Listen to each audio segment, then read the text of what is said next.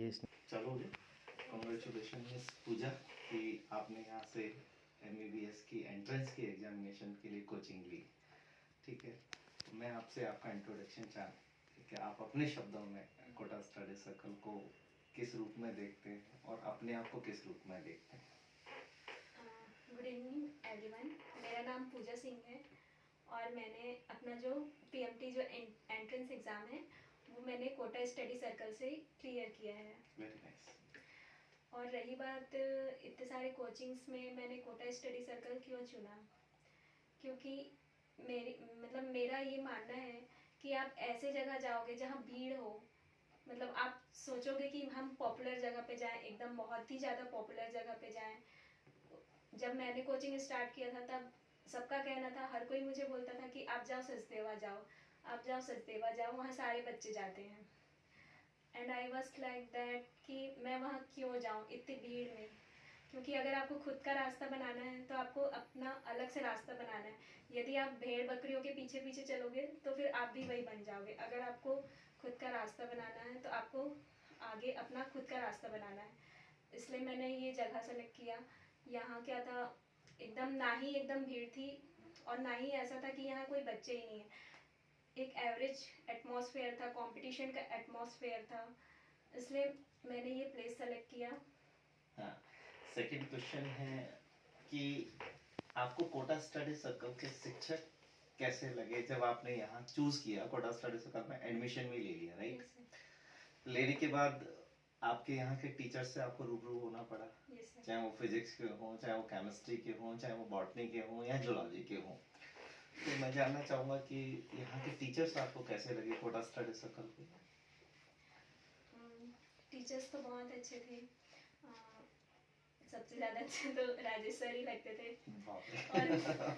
और मैम भी सबसे ज़्यादा। खैर मैम ने सर ने मोटिवेट किया। मैम ने डॉक्टर साधना मित्तल, हाँ, डॉक्टर साधना मित्तल ने हमको प्रोवोक किया कि आप पढ़ो, अगर आप नहीं पढ़ोगे तो आप कुछ नहीं कर सकते।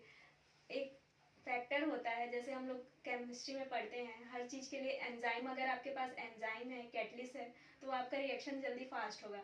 तो वो काम मैम ने किया, साधना मैम ने, जो कि हमको प्रमोट किया कि हाँ, you can do it, you can do it, आप करो, ये कर सकते हो। अदरवाइज उस टाइम पे ऐसा स्टार्टिंग जब ज्वाइन किया था तो हमें कुछ कॉन्फिडेंस भी नहीं था, कुछ क्या करें क्या ना करें, कुछ समझ में भी नहीं आता था 12th के बाद।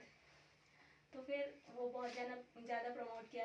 फिजिक्स में हमारे पुष्पेंद्र सर थे, उन्होंने कॉमेडी के साथ साथ पढ़ाई हर कुछ मेंटेन किया। केमिस्ट्री भी वैसे ही अच्छे प्रशांत सर थे। तो फिर सर बहुत सारे ट्रिक्स बताते थे, निमोनिक्स बताते थे, तो उससे जो ऑर्गेनिक केमिस्ट्री थी वो ज़्यादातर लोगों को हार्ड लगती है, तो वो बहुत इजी वे में निकल गया। और बाकी फिजिकल वगैरह भी सर बहुत अच्छे, मतलब वो निमोनिक्स ऐसा बताते थे कि फॉर्मूला के लिए कभी दिक्कत नहीं हुई। और अगर आपको फॉर्मूला पता है तो आप पूरा फिजिकल कंप्लीट कर सकते हो, इजी वे में जा सकते हो। इजी वे में जा सकते हो। मेरा मेन टारगेट यही था बायो के लिए, जो मैम ने प्रमोट किया, और मैं थैंकफुल हूँ कि मैंने उसको अपना टारगेट पॉइंट समझ के वो किया है। कुछ भी हो जाए, मुझे बायो में 360 में 300 मार्क्स लाना है, ये मैम ने टारगेट बनवाया था। Very good. नेक्स्ट क्वेश्चन मेरा पूजा, आपने बहुत अच्छा जवाब दिया इन सब चीज़ों का। आपको यहाँ कोटा स्टडी सर्कल में एक टेस्ट सीरीज होता था जिसका आपको एक शेड्यूल मिलता था, उस टेस्ट सीरीज को आपने फॉलो किया, उससे आपको नीट या पीएमटी का जो एग्जामिनेशन होता है उसको क्रैक करने में क्या सहायता मिली? टेस्ट सीरीज का सबसे मेन इम्पॉर्टेंट जो मेरे को रोल लगा कि आपको डायरेक्ट एग्जाम में बैठ के फिर वहाँ हाथ कांपने लगते हैं। तो फिर एक तो पहली चीज़ तो सबसे ज़्यादा OMR सीट भरने में जो दिक्कत आ रही थी, सबसे ज़्यादा वो क्लियर हो गई। फिर ये एक पॉइंट हो गया। एक पॉइंट ये हो गया कि हाँ, एटलीस्ट आपको पता तो चल रहा है आप कौन से लेवल पे हैं। नहीं तो आप पढ़ते जा रहे हैं, आपको कुछ पता नहीं चलेगा। हाँ, आपको ये लगेगा हाँ मैंने ये कंप्लीट कर लिया, ये कंप्लीट कर लिया, लेकिन जब सीरीज बनाने बैठो तो उसमें टाइम का पता ही नहीं चला। मैंने तो 2 क्वेश्चन ही सॉल्व किए, टाइम पूरा खत्म। तो ये ज़्यादा बेनिफिट हो गया जब, और लास्ट में जब उसके बाद जो रिजल्ट आता था, that was amazing. Minus marking की वजह से कभी कभी पता चलता था कि हमारी क्या हम क्या सोचते थे कि पोजीशन है। हमने बहुत कुछ अच्छा किया, मालूम हाँ। पड़ा माइनस मार्किंग की वजह से हमारे काफी हाँ, उससे मार्क्स। पता चल जाता था कि हाँ हमने जो इतने सारे कैसेस बनाए थे हमारे इतने मार्क्स आएंगे, इतने मार्क्स आएंगे, और जब हम आते हैं जमीन पे तो फिर वो पता चल गया। और जैसे इसका यही फायदा था कि अगर ये चीज़ हम लोग डायरेक्टली एग्जाम में परफॉर्म करते, वो हमने पहले परफॉर्म किया तो हमको आइडिया हो गया कि हाँ हमको ये करना है, हमको वो करना है, हम ऑलरेडी प्रिपेयर्ड रहेंगे। तो मेन फायदा ये था। और प्लस कंपटीशन तो वो हर किसी को पता है। कंपटीशन वो पता चल गया कि हाँ हमारी क्या रैंक है, हमको किस लेवल पे जाना है।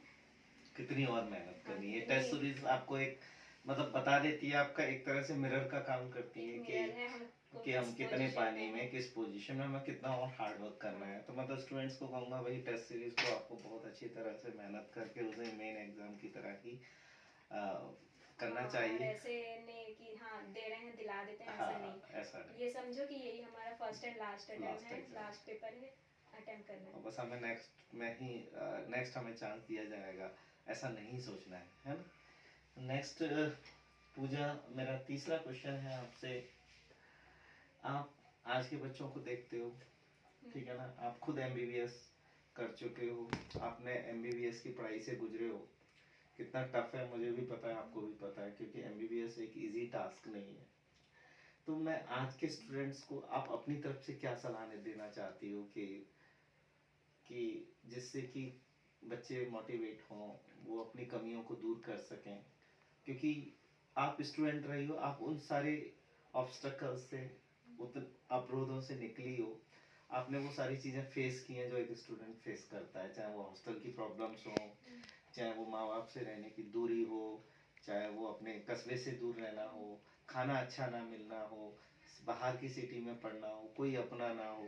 तो उन बच्चों के लिए आप क्या, क्योंकि ये जनरल चीज़ें हैं कि बच्चा अपने पेरेंट्स से दूर हो जाता है, उनके प्यार से दूर हो जाता है, अपनी सिटी से दूर हो जाता है, अपने भाई बहनों से दूर हो जाता है, फिर एक नई सिटी में नए टीचर्स के साथ, नए फ्रेंड्स के साथ वो अपना कोलैबोरेशन स्टार्ट करता है। तो मैं पूछना चाहूँगा कि इस पर आप दो शब्द बोल। अब आपको घर से बाहर रहना है तो आपको तो ये मंत्र सीखना पड़ेगा कि जो है जैसा है you have to adopt it. इसमें अगर थोड़ा ऊपर से आपने अडॉप्ट नहीं किया तो आप नहीं जी पाएंगे। जैसे वो हर किसी को अडॉप्ट करना पड़ता है। जैसे कि एक बच्चा पैदा होता है, वेरी गुड। ठीक है, तो फिर उसको आते ही वो रोना स्टार्ट करता है। क्यों? क्योंकि वो पहले जिस एटमॉस्फेयर में था, अब पेट के बाहर आने के बाद उसका एटमॉस्फेयर चेंज हो गया, तो उसको रिक्वायरमेंट्स है, उसको तो इमिजिएटली तो वो मिलेंगे ही नहीं, इसलिए वो रोना स्टार्ट करता है। फिर धीरे धीरे उसको ऑक्सीजन मिलती है, वो ब्रीथ करने स्टार्ट करता है, लाइक दैट उसकी रिक्वायरमेंट फुलफिल होने लगती है। फिर कुछ एक घंटे बाद उसकी माँ उसको दूध पिला देती है।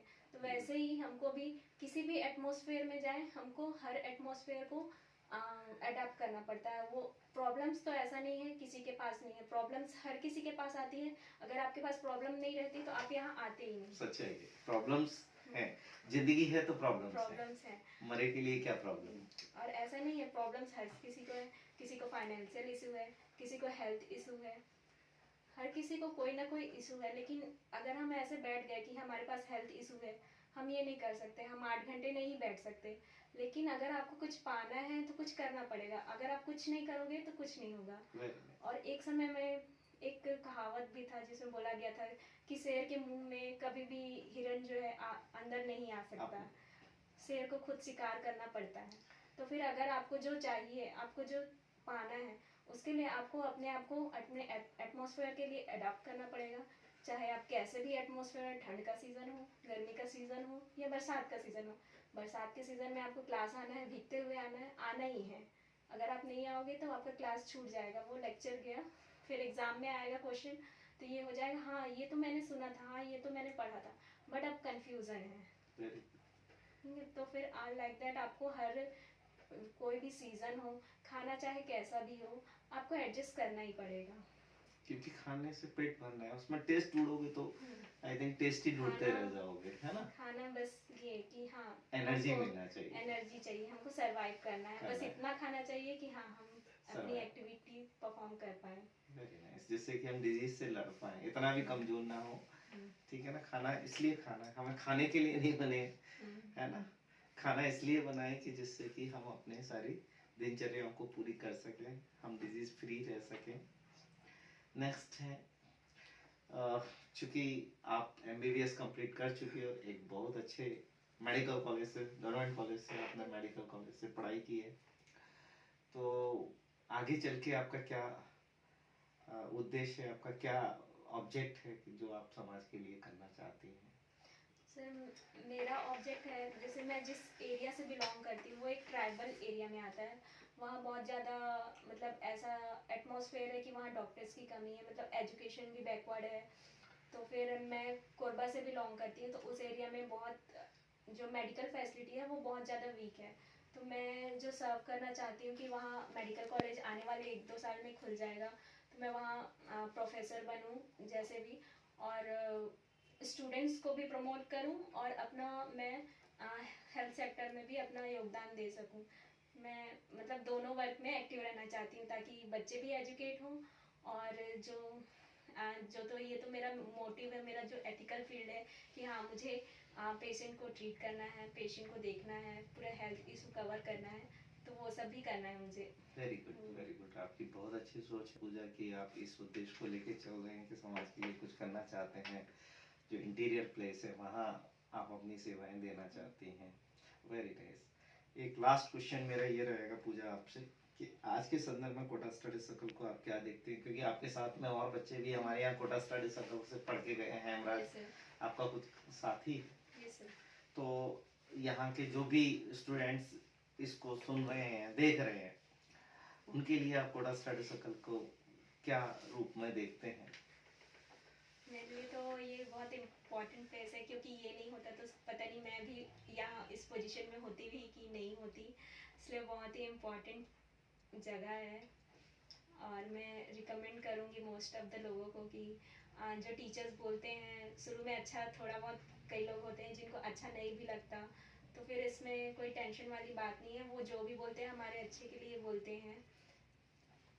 वो भी चाहते हैं कि हम यहाँ से सेलेक्ट होकर जाएं, अच्छे कॉलेजेस में जाएं, अच्छी सर्विस दें। तो फिर जो भी बोलते हैं वो नेगलेक्ट नहीं करना है। जितने भी टेस्ट सीरीज होते हैं और ये जो मॉड्यूल मिलते हैं वो भी बहुत ज़्यादा हेल्पफुल होते हैं, तो वो भी करना है आपको, पूरे क्वेश्चन करने हैं। Test series time to time देना है, क्योंकि टेस्ट सीरीज ही मेन है जिससे हमको पता चलता है कि हमारी क्या पोजीशन है, तो टेस्ट सीरीज वगैरह भी देने चाहिए। और क्लास में तो बिल्कुल रेगुलर रहना ही चाहिए, क्लासेस क्योंकि लेक्चर्स रेगुलर, क्योंकि एक लेक्चर भी छूटता है